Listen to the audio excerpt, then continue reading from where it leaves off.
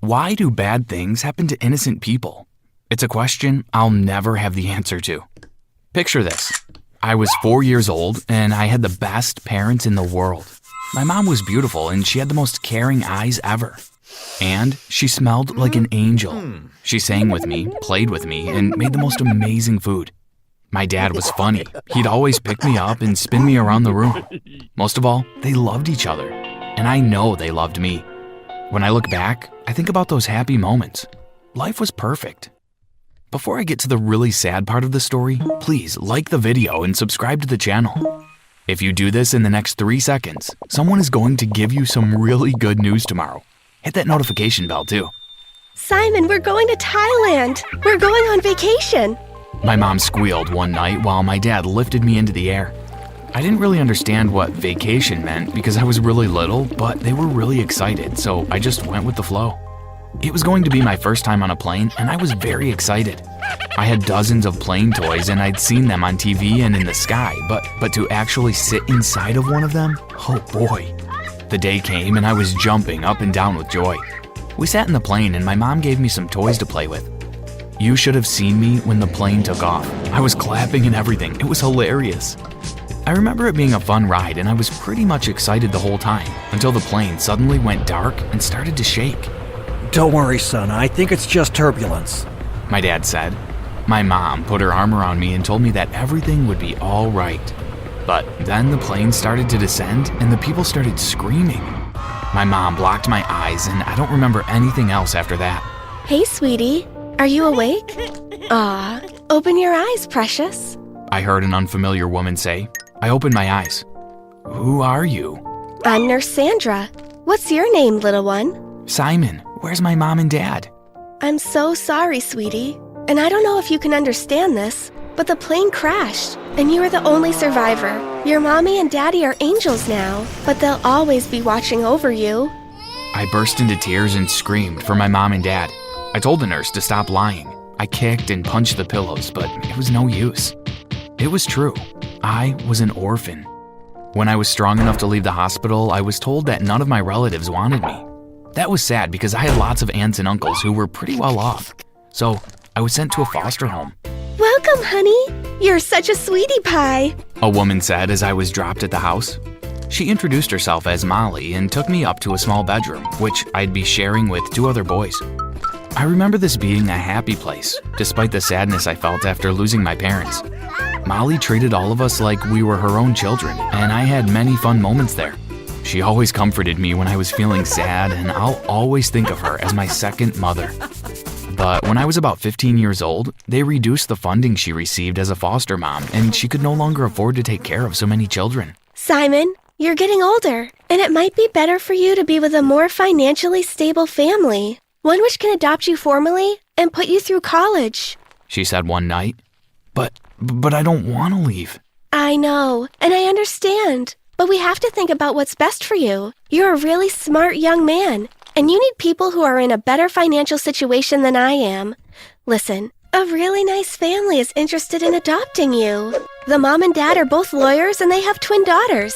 If you move in with them, you'll have everything. You can still come to visit me once in a while. Don't just think about the moment, think about the future.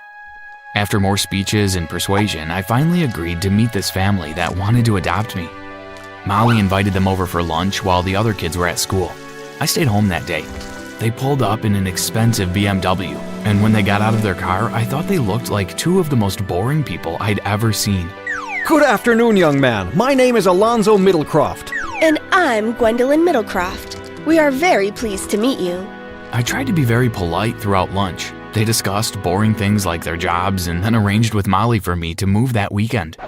I won't bore you with the boring details about the move, so I'll just fast forward to the Saturday they came to pick me up to take me to my new home. Their neighborhood was pretty far from Molly's house, but it was in a really posh area. They pulled up in front of a 3-story house and helped me to carry my bags inside. Their twin daughters were waiting at the entrance. Hi, I'm Carla. And I'm Caroline. Nice to meet you, Carla and Caroline. That's enough talking for today, girls. Please go to your rooms. Mrs. Middlecroft said. Huh? I thought. Now, Simon, before we take you upstairs to your room, we've got to explain a few things.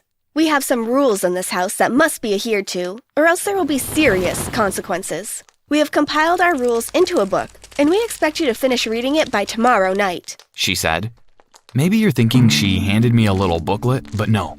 It was the size of an encyclopedia. And if you're not sure what that is, ask your parents. You want me to read this in one day? Yes. Now I'll show you to your room, and you can get changed for dinner, she said. She took me up to my room, and I'll admit, it was pretty nice. I sat on the bed, and she screamed.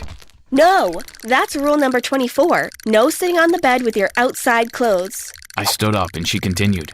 Oh my gosh, rule number 70 says no shoes in the bedroom. I think you need to read the rule book before dinner. We'll be waiting for you downstairs when you're done. She left the room, and I sat back down on the bed. Who were these crazy people? I opened the book and started reading. 1. Wake up at 5 a.m. every day. 2. There is to be no communication until 7 a.m. 3. Always say please and thank you. 4. Listen to everything we say. 5. Wash your clothes on Wednesdays. 6. You have a designated spot in the living room. Do not sit anywhere else. 7. Showers should be not longer than 10 minutes. 24. No sitting on the bed with your outside clothes. 70. No shoes in the bedroom. There were almost 700 rules, and I was really lucky that I was a fast reader, or I wouldn't have eaten that night. I was able to make it downstairs for dinner. My new parents and their daughters were already sitting at the table. I went to sit in the only available spot. No, no, no, Mrs. Middlecroft said. Oh, sorry, I forgot. Rule number 57. If you're late for dinner, you have to stand. I'm sorry. Good. Don't let it happen to you again. I'm sorry, Mrs. Middlecroft. There is to be no speaking at the dinner table. When I went to bed that night, I really hoped that I'd wake up the next morning realizing that this had all been a dream. But it wasn't. I woke up because an alarm clock made extremely loud noises next to me. I shut it off. It was 5 o'clock in the morning. The rule book said I had to get up that early, but I wasn't exactly sure what I was supposed to be doing. I started getting ready for school, then stayed in my room until 7.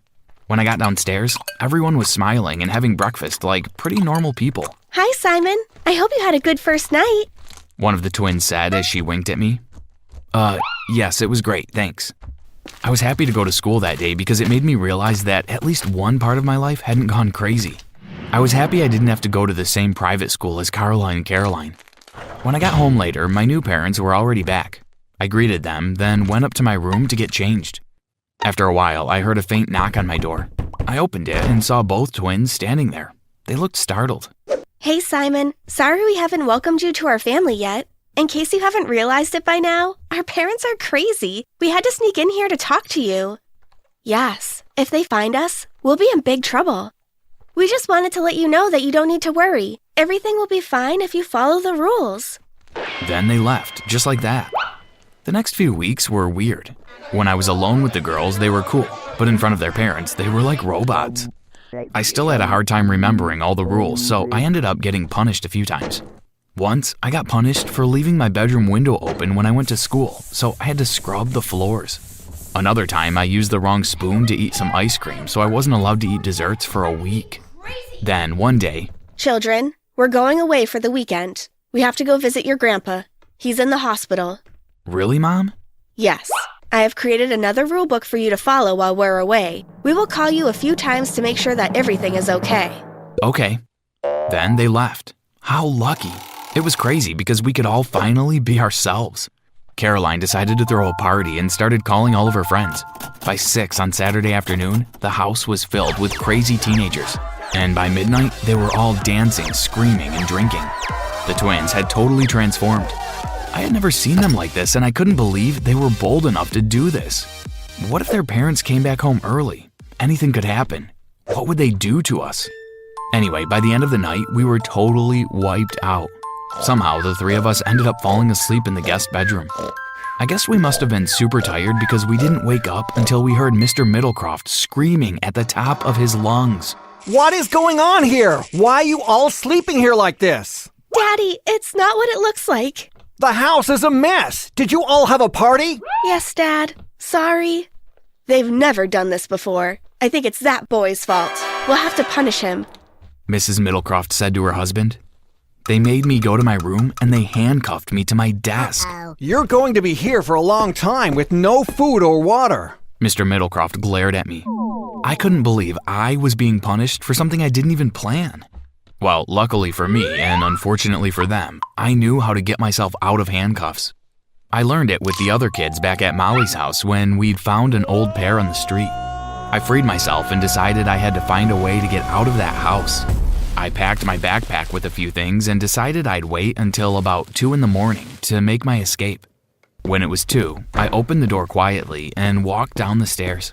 As I got to the door, it looked like Carla was sneaking back in. Where are you going? She asked. Where have you been? That's a secret. Hey, are you running away? That's so cool. Can I come? We're coming.